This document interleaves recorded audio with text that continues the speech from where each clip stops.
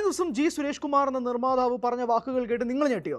എല്ലാവരും ഞെട്ടി. കാരണം ജനുവരി മാസത്തിൽ നിന്ന് മാത്രം മലയാള സിനിമയ്ക്ക് ഉണ്ടായ നഷ്ടം എന്ന് പറയുന്നത് 110 കോടി രൂപയാണ്. ഒന്നുകൂടി ആവർത്തിക്കാൻ, 110 കോടി രൂപയാണ് ഒരു മാസം കൊണ്ടുണ്ടായ നഷ്ടമെന്നാണ് നിർമ്മാതാക്കളുടെ സംഘടന പറയുന്നത്. അതുകൊണ്ട് തന്നെ ജൂൺ 1 മുതൽ അവർ പണി മുടക്കുകയാണ്. കാരണം പ്രൊഡ്യൂസേഴ്സിൻ്റെ കുത്തുവാള എടുക്കുകയാണ്. ഒരു സിനിമ നഷ്ടമായാൽ അതിൻ്റെ എല്ലാ നഷ്ടം പേറുന്നതും നിർമ്മാതാക്കൾ മാത്രമാണ് എന്നുള്ള സത്യം എല്ലാവർക്കും അറിയാവുന്നതാണ്. നമുക്കറിയാം, കോവിഡ് കാലഘട്ടത്തിൽ തന്നെ വലിയ പ്രതിസന്ധിയിലായിരുന്നു മലയാള സിനിമ. പക്ഷേ കഴിഞ്ഞ കൊല്ലം 2024 തുടക്കം മലയാള സിനിമയുടെ സുവർണ്ണ കാലഘട്ടം എന്നായിരുന്നു നിർമ്മാതാക്കൾ ഉൾപ്പെടെ പറഞ്ഞിരുന്നത്.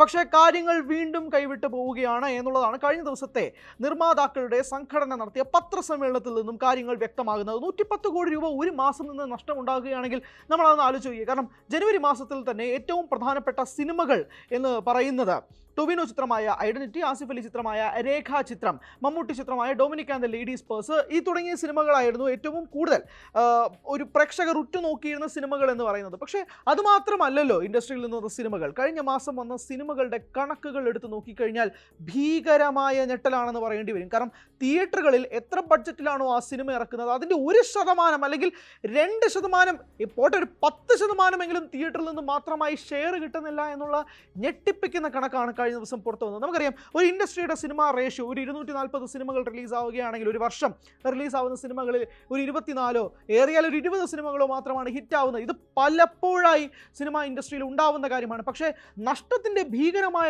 കണക്കും കൂടി പുറത്തു വരുമ്പോഴാണ് ഇൻഡസ്ട്രി എത്രമാത്രമാണ് ഒരു വേവലാതിപ്പെടേണ്ട ഒരു സിറ്റുവേഷനിലേക്ക് കാര്യങ്ങൾ മാറുന്നത് എന്നുള്ളതാണ്. മാത്രമല്ല, നിർമ്മാതാക്കളുടെ സംഘടന പറയുന്ന ഒരു പ്രധാനപ്പെട്ട കാര്യമുണ്ട്. താരങ്ങളുടെ പ്രതിഫലം അത് വളരെയധികം കുതിച്ചുയരുകയാണ് എന്നുള്ളതാണ്. എന്നാൽ ഈ താരങ്ങളുടെ പ്രതിഫലത്തിനനുസരിച്ച് തിയേറ്ററുകളിലേക്ക് ആളുകൾ വരുന്നുണ്ടോ എന്നുള്ളത് ഒരു വലിയ പ്രധാനപ്പെട്ട ചോദ്യം കൂടിയല്ലേ. കാരണം പ്രതിഫലം വാങ്ങുമ്പോൾ ആ നടന് അത്രയും ആളുകളെ തിയേറ്ററിലേക്ക് കൊണ്ടുവരാനുള്ള കപ്പാസിറ്റി ഉണ്ട് എന്നുള്ളതും കൂടി കൊണ്ടാണല്ലോ നിർമ്മാതാക്കൾ ഈ താരങ്ങൾക്ക് ഇത്രയധികം പൈസ കൊടുക്കുന്നത്. പക്ഷേ അതൊന്നും തിയേറ്ററിൽ റിഫ്ലക്റ്റ് ആവുന്നില്ല എന്നുള്ളതാണ് സത്യം. നമുക്ക് എടുത്ത് നോക്കാം. നമ്മൾ കഴിഞ്ഞ മാസത്തിലുണ്ടായ സിനിമകളുടെ എണ്ണവും അതനുസരിച്ചുള്ള കണക്കുകളൊന്നും എടുത്ത് നോക്കിയാലോ. ജനുവരി മാസം മലയാളത്തിൽ നിന്നും ഇറങ്ങിയത് 28 സിനിമകളാണ്. 28 സിനിമകളാണ്. ഞാൻ പറഞ്ഞ രേഖാചിത്രം, identity, Dominic and the ladies purse തുടങ്ങിയ ഒരു വമ്പൻ ചിത്രങ്ങളാണെങ്കിൽ പോലും എല്ലാ സിനിമകളും കൂടെ കൂട്ടി 28 സിനിമകൾ ഇറങ്ങിയിട്ടുണ്ട്.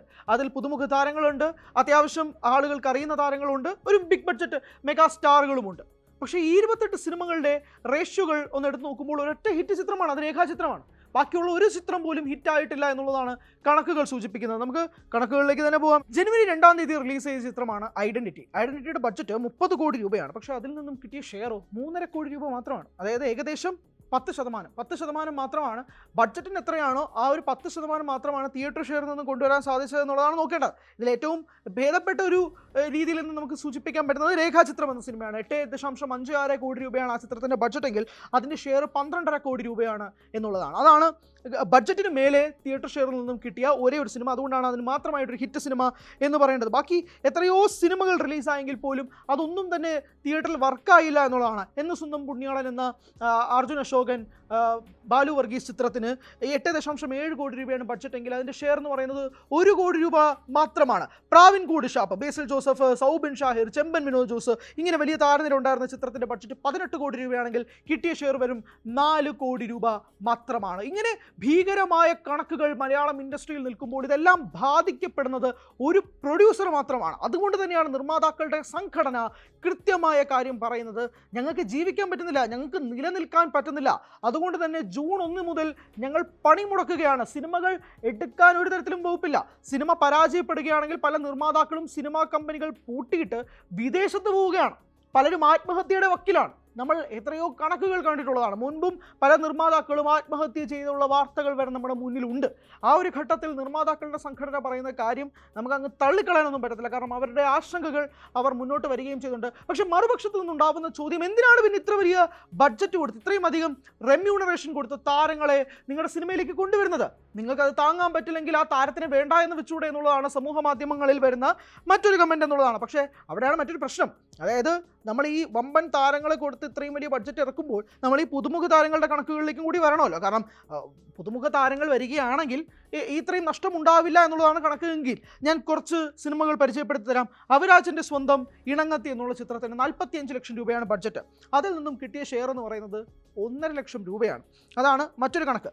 ബെസ്റ്റി എന്ന ചിത്രം, അത് ബെൻസി പ്രൊഡക്ഷൻസിൻ്റെ ബാനറിൽ നിർമ്മിക്കപ്പെടുന്ന ചിത്രമാണ്. ആ ചിത്രത്തിൻ്റെ ബഡ്ജറ്റ് എന്ന് പറയുന്നത് 4.81 കോടി രൂപയാണ്. ഏകദേശം 5 കോടി രൂപയാണ് അതിൻ്റെ ബഡ്ജറ്റ്. അതിൻ്റെ ഷെയർ എന്ന് പറയുന്നത് 20 ലക്ഷം രൂപയാണ്. നിങ്ങൾ ആലോചിക്കുക, എത്ര പ്രൊപ്പോർഷനാണ്, എത്ര ഡിഫറൻസ് ആണെന്നുള്ളത് ആലോചിച്ച് നോക്കുക എന്നുള്ളതാണ് ഈ പറയാൻ ഉദ്ദേശിക്കുന്നത്. എൻ്റെ പ്രിയതമന് എന്ന് പറയുന്ന ചിത്രം ഒരു ബിഗ് ബഡ്ജറ്റ് സിനിമയുമല്ല, പുതുമുഖങ്ങളെ മാത്രം നിരത്തിക്കൊണ്ടുള്ളൊരു സിനിമയാണ്. അതിൻ്റെ ബഡ്ജറ്റ് 2.5 കോടി രൂപയാണ്. അതിൻ്റെ ഷെയറേ ഇല്ല എന്നുള്ളതാണ് വരുന്ന കണക്കുകൾ. മറ്റൊരു കാര്യം, 4 സീസൺസ് എന്ന് പറയുന്ന ഒരു സിനിമ റിലീസായി. 2.5 കോടി രൂപയാണ് അതിൻ്റെ ബഡ്ജറ്റ്. അതിൻ്റെ ഷെയർ എന്ന് പറയുന്നത് 10,000 രൂപയാണ്.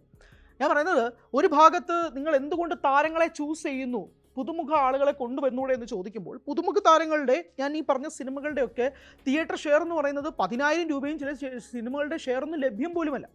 ഈ ഒരു ഘട്ടത്തിലാണ് നിർമ്മാതാക്കൾ വലിയ പ്രതിസന്ധിയിലും കൂടി ആകുന്നൊരു സിറ്റുവേഷൻ എന്നുള്ളത് ഓർക്കേണ്ട കാര്യം കൂടിയാണ്. വല്ലപ്പോഴും റിലീസാവുന്ന ഒരു ബിഗ് ബഡ്ജറ്റ് സിനിമയിൽ തിയേറ്ററുകളിൽ ആളെ കൊണ്ടുവരിക എന്നതിലുപരി സിനിമകളിലേക്ക് ആളെ വരുന്നില്ല എന്നുള്ളതാണ്. അതിൽ ആളുകൾ പറയുന്ന ഒരു പ്രധാനപ്പെട്ട പോയിന്റ്, ഈ സിനിമയിലൊന്നും കഥയില്ല.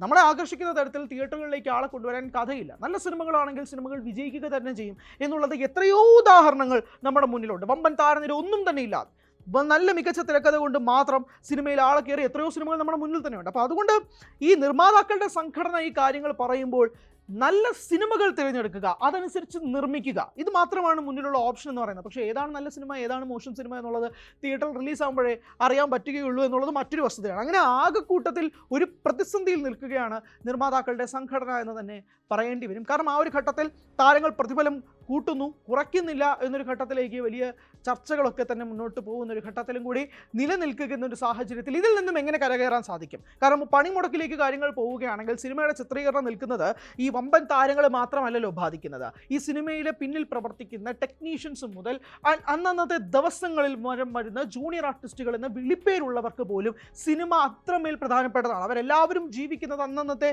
ഷൂട്ടിൻ്റെ ദിവസങ്ങളുടെ വേതനം കൊണ്ട് മാത്രമാണ്. അപ്പോൾ അവർക്കും ഒരു തിരിച്ചടിയാണ് ഈ ഘട്ടത്തിൽ. അതുകൊണ്ട് സിനിമാ മേഖല എത്രയോ പേർക്ക് അന്നം കൊടുക്കുന്നതാണെന്നുള്ളത് നമുക്ക് എല്ലാവർക്കും അറിയാം. ഈ ഒരു ഘട്ടത്തിൽ എങ്ങനെയാണ് ഇതിൽ നിന്നൊന്ന് കരകയറാൻ സാധിക്കുക എന്നൊരു വലിയ ചർച്ചകൾ ഒരു ഭാഗത്ത് വർഷങ്ങളായി തന്നെ നടക്കുമ്പോഴാണ് ഭീകരമായ കണക്കുകൾ, ജനുവരി മാസത്തിൽ നിന്ന് മാത്രം റിലീസായ 28ഓളം സിനിമകളിൽ നിന്നുള്ള കണക്കുകൾ ഇപ്പോൾ പുറത്തു വന്നിരിക്കുന്നത്. അത് ഇതിൽ നിന്നും എങ്ങനെയാണ് കരകയറാൻ ഇൻഡസ്ട്രിക്ക് സാധിക്കുക എന്നുള്ളൊരു വലിയ ചോദ്യചിഹ്നത്തിൽ ചർച്ചകൾ തുടർന്നുകൊണ്ടേയിരിക്കുകയാണ്.